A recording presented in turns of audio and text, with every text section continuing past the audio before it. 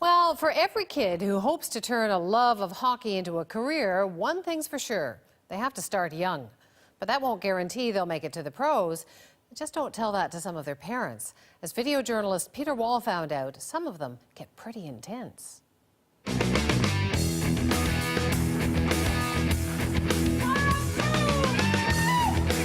Give it!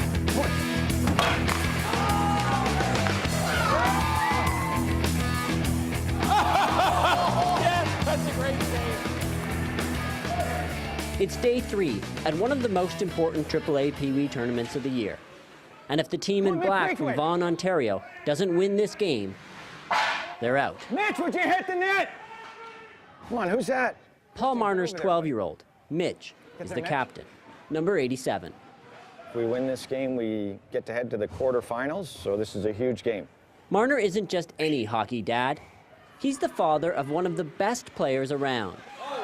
And at a tournament like this, he takes every chance he can to make his son better, even shooting video of Mitch's games to review later. Oh, there you go, Mitch. No, he can't do that. Not in a game like this. Being a hockey parent at this level is a huge commitment.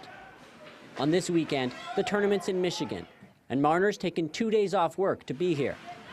Watching his son is a part-time job in itself. Probably 15 to 20 hours out of a week would be dedicated to driving, watching the practice, the games, back and forth. So it's about 20 hours for me. Again, I only have the one. Judy McLeod has 3 hockey-playing kids. They all play AAA at different levels. Her son Mikey is number 9 for the Pee Wee Toronto Marlies.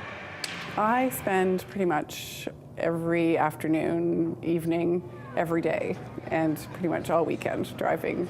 I never ever get a night off. We have hockey every single day. Move it, go, Mikey! For parents like Judy and Paul, it's not just their time they're giving, it's their money too. Being a hockey parent for kids at any level can be expensive. But at this level, well, it's through the roof. My husband and I worked out all 3 kids, how much we actually paid for them, and it was about $25,000 a year. The total I'm going to say is going to be about $15,000 to $18,000. All of which begs the question, why do it? Why do it? Because obviously my son loves to play more than anything, and if he decided it was soccer, we'd be at a soccer field. It started out, you put your kids in, a little tiny squirt-type hockey. They excel at it and they love it, and all of a sudden it seems like you wake up and this is all you're doing. Stay on! Let's go! So with parents investing a lot of money and a lot of time, it's not hard to see why things can get intense. That's a trip, come on! I think that there's certainly a lot of parents that, never played competitive sports themselves and are really sort of doing this for themselves. You hear them talking to their kids and screaming at their kids after they've had a bad game, and I hope that I'm not that parent. Paul Marner admits he sometimes goes overboard.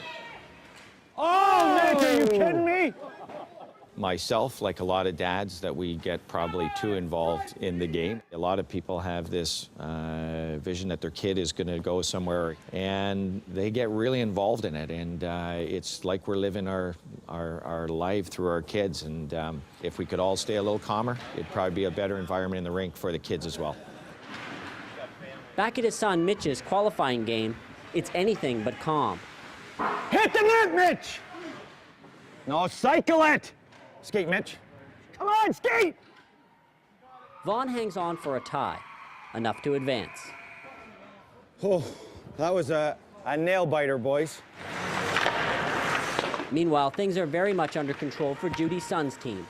They've only lost 1 game all year, and here they easily advance to the quarterfinals, where they have no trouble handling a team from St. Louis.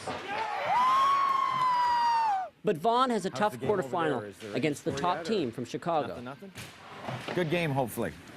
But things go badly early on. By the end of the second period, they're down 3-0. He's not skating. When do you see him get caught like that?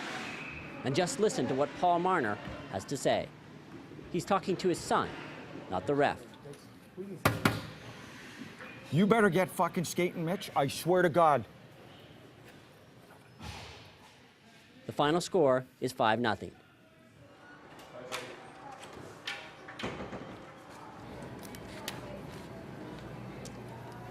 You ready? Good game. Let's go. Well, listen, you played a good game in the third, but what I wanted you to do when the game was over, just start hitting guys. You know what? Game's over, right? At least let them know that they're in a game. Oh. What are you going to tell Mom? That we lost. That's it? Yeah. I don't care. I'm not gonna, Just another game, eh, Mitch? One of another couple hundred to be played. It's the last day of the tournament. Okay, you ready to go? All right, big game. And for Judy and Mikey, it's a pregame ritual, the pep talk. Every time you get on the ice, you think, I can make a difference. Okay, and you will. Okay? You're the man. Today's the semifinals and finals. The Marlies cruise through the semis. And in the finals, score early. But today, the team from Detroit is too good. Mikey and the Marlies lose.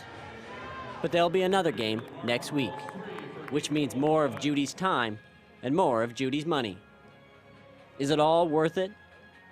If I were starting all over again, knowing what I know, I don't know if I would do it all over again. But for Judy, it's too late to turn back. Mikey and his two brothers will play hockey well into June. And the driving and the bills will start again in August. For all the hopes wrapped up in hockey, the game also comes with physical danger.